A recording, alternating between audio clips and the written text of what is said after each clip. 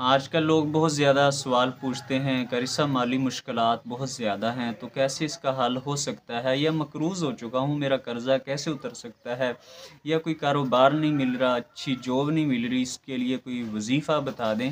تو مالی معاملات جتنے بھی ہیں نا آپ کے، پہلی بات تو یہ ہے آپ اللہ تعالیٰ پہ توکل رکھیں، اللہ تعالیٰ پہ بھروسہ رکھیں، اور اس کے ساتھ ساتھ جو ہے نا اللہ تعالیٰ سے دعا بھی کریں اور حرکت کرتے رہیں۔ محنت میں برکت ہے، حرکت میں برکت ہے۔ آپ کام کرنے کی جستجو رکھیں، جس کے دل میں لگن ہوتی ہے وہ اس چیز کو پا لیتا ہے۔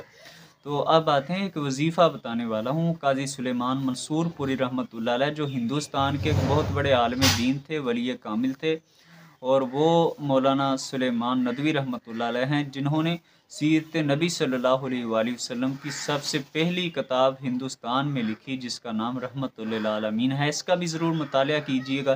اس رحمت للعالمین کے مقدمے میں قاضی صاحب نے لکھا ہے کہ ان کے پاس ایک ایسا آدمی آتا ہے جس کا پیشہ حرام کمائی کا تھا۔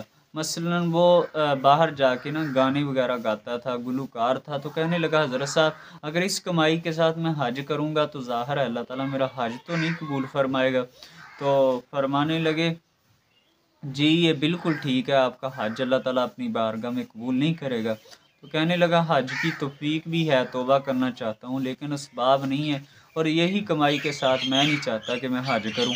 تو آپ رحمۃ اللہ علیہ نے یہ وظیفہ تجویز کیا، کہا اس کو پڑھو۔ 15 دن اس نے پڑھا ہے، 15 دن کے بعد آیا ہے، کہنے لگا اللہ تعالیٰ نے میرے لیے حج کے جو بنیادی اسباب تھے، انتظامات تھے، وہ سارے اللہ تعالیٰ نے کر دیے ہیں۔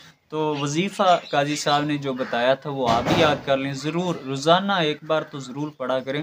بڑا آسان سا وظیفہ ہے، 5 منٹ صرف لگتے ہیں۔